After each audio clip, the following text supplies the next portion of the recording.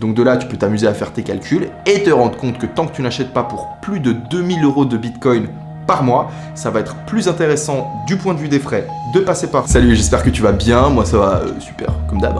Enfin pas comme d'hab, mais c'est temps, comme d'hab, ouais. Je sais pas si tu t'en souviens, il y a 3 mois j'avais sorti une vidéo dans laquelle, le mec ne sait pas se tenir, dans laquelle j'expliquais pourquoi est-ce que j'achetais chaque mois du Bitcoin indépendamment de son prix sur le marché.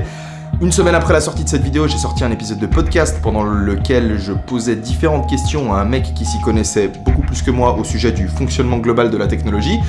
Et en fait, dans les commentaires de ces 2 vidéos, il y a une question qui revenait régulièrement, c'est comment est-ce qu'on achète du Bitcoin? Alors si c'est une question que tu te poses aujourd'hui, laisse-moi te dire que t'es sur la vidéo de l'année, et voilà. Dans cette vidéo, je vais commencer par 3 minutes de théorie. Juste après, je vais te raconter comment, parce que j'ai utilisé un service sans en avoir compris les implications, je me retrouve dans l'impossibilité de posséder 0,24 Bitcoin. On va ensuite comparer 2 alternatives pour que tu puisses voir laquelle te correspond le mieux, et pour finir, je vais te présenter mon nouveau partenaire qui, à mon avis, t'offre précisément le service dont tu as besoin.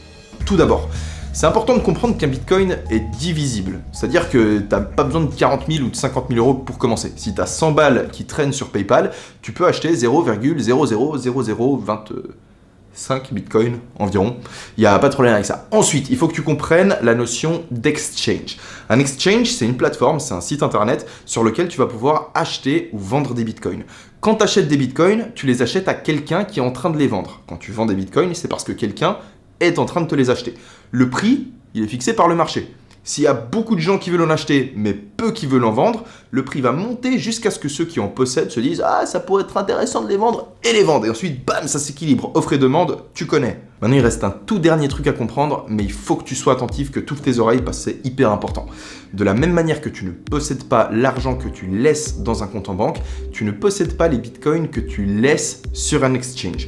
Posséder ton argent, posséder ta monnaie fiduciaire, ton billet de 20 €, c'est le tenir dans la main. Ça veut pas dire que quand tu le laisses en banque, le banquier il peut faire n'importe quoi. Mais de la même manière qu'un gouvernement qui n'aime pas tes idées peut décider de geler ton compte en banque et de te priver en fait l'accès à ta monnaie, il peut décider de geler ton compte sur l'exchange. Alors là, je comprends le raisonnement de se dire « Ouais, mais moi je fais rien de mal avec mon argent, ça va pas m'arriver, ça me concerne pas ». Mais si tu suis un petit peu l'actualité, t'as dû te rendre compte qu'il n'y a pas besoin de vivre dans des dictatures africaines pour que simplement en fait des gouvernements décident de geler tes trucs quand ils sont pas d'accord avec tes idées. C'est arrivé au Canada avec les manifestants à Ottawa, c'est arrivé avec les gens qui ont fait des donations aux manifestants, donc juste par association en fait t'es gelé, privé de ton argent.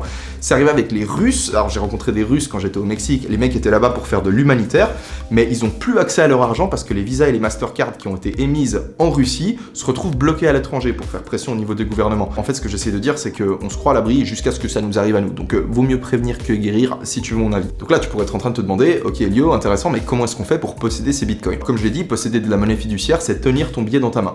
Posséder des bitcoins, c'est posséder la clé privée associée à une adresse qui possède des bitcoins. Cette clé privée, c'est un mot de passe qui va te permettre d'envoyer ces bitcoins sur une autre adresse. Quand tu veux posséder de la monnaie fiduciaire, il te faut quoi? Un porte-monnaie. Quand tu veux posséder des bitcoins, c'est pareil. Mais vu qu'on est stylé, qu'on achète des bitcoins, qu'on est un peu new age, tout ça, t'as vu, on utilise des anglicismes. On va dire qu'on utilise un wallet. Wallet, ça veut dire porte-monnaie en anglais.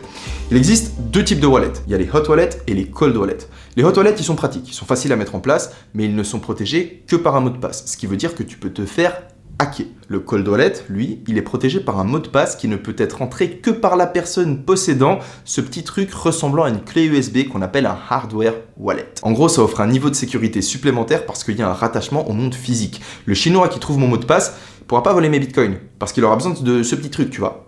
Et il sait pas où il est. Est-ce qu'il est au Mexique? Est-ce qu'il est en Suisse, en France, en Espagne? Mais il sait pas, c'est pas le chinois. Voilà, donc maintenant que tu as tout compris, on va pouvoir comparer les 3 options.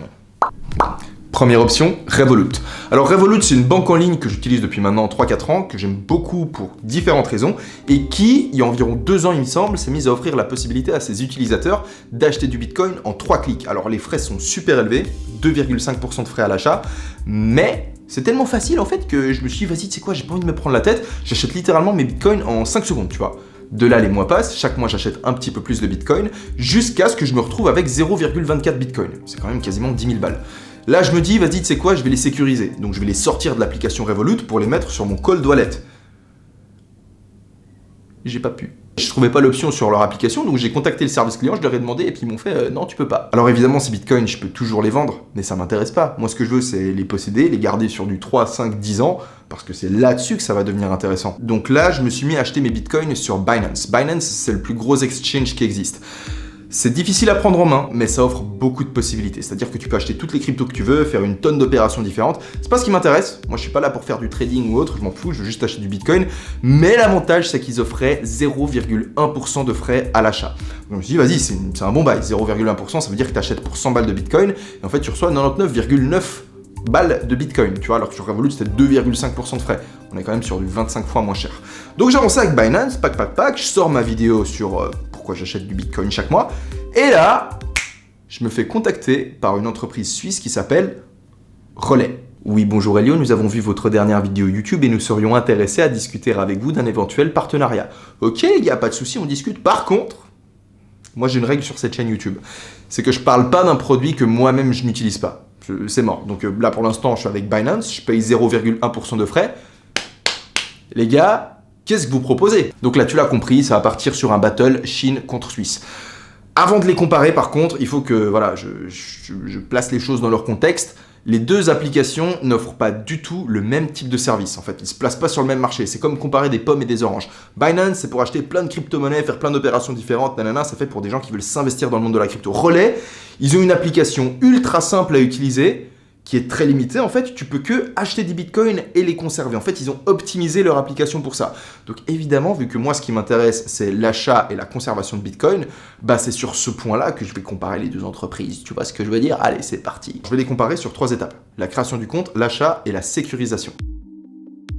À 100% Relais. En fait, c'est ultra simple de créer ton compte dessus. Avec ça, une fois que tu es sur l'application, ok, elle est limitée, tu peux pas acheter d'autres crypto-monnaies, mais moi je m'en fous, tu vois, je suis pas investisseur. Donc, tout est hyper simple à utiliser. C'est hyper minimaliste, c'est très rapide à prendre en main, et donc sur ce point, Relais, à 100%. À l'achat, comme je l'ai dit, c'est 0,1% de frais sur Binance. Alors là, les mecs de Relais, quand ils m'ont expliqué que chez eux c'était 2,5% de frais, je leur ai dit, les gars, on va jamais bosser ensemble, c'est impossible. Moi, je passe pas de Binance à Relais si vous avez 25 fois plus de frais. Et ils m'ont fait attends. En fait, si chez nous, tu programmes un achat mensuel, ce que tu fais de toute façon, t'es d'accord? Ouais. Bah en fait, tu réduis tes frais de 0,5%. Mais je dis, mais frère, on reste à 2%. Ils font, mais attends, si cet achat, il est de plus de 100 € chaque mois, bah en fait, tu réduis encore tes frais de 0,5%. J'aurais dit, frère, tu comprends pas. Le target, c'est 0,1%. C'est ça que tu dois battre. Là, t'es à 1,5%. T'es loin. Et là, le mec me fait, ok, mais attends, on va te filer le code. Le code Elio. Et moi dans ma tête, le code Elio, tu vois, tu sais que je l'aime bien. Je me dis, ouais, le code Elio, mais du coup, ça veut dire quoi? Ça veut dire qu'il y a 0% de frais? Et là, le mec me fait 1% de frais. Je fais, ciao. Voilà, je veux dire, 1% de frais, il n'y a pas moyen. Moi, je reste sur Binance. Et le mec me fait, mais attends, c'est pas fini. Avant de commencer, il faut que tu comprennes qu'on n'est pas dans la même situation sur Binance que sur Relais. Sur Binance, mes bitcoins sont sur un exchange. Quand tu as acheté tes bitcoins sur Relais, en réalité, ce qui s'est passé, c'est que tu as fait un virement à Relais qui lui a directement viré ses bitcoins sur le hot wallet que tu as créé au moment où tu as créé ton compte sur l'application. Et ce hot wallet, tu es le seul à connaître la clé privée. Donc tu es déjà possesseur de ces bitcoins. Maintenant que tu laisses tes bitcoins sur un exchange ou sur un hot wallet, tu n'es pas au niveau de sécurité maximale. Toi, ce que tu veux, c'est les transférer sur un cold wallet. Quand tu vas faire cette opération, Binance va te prendre 20 € de frais fixes. Peu importe la somme que tu transfères, 20 €.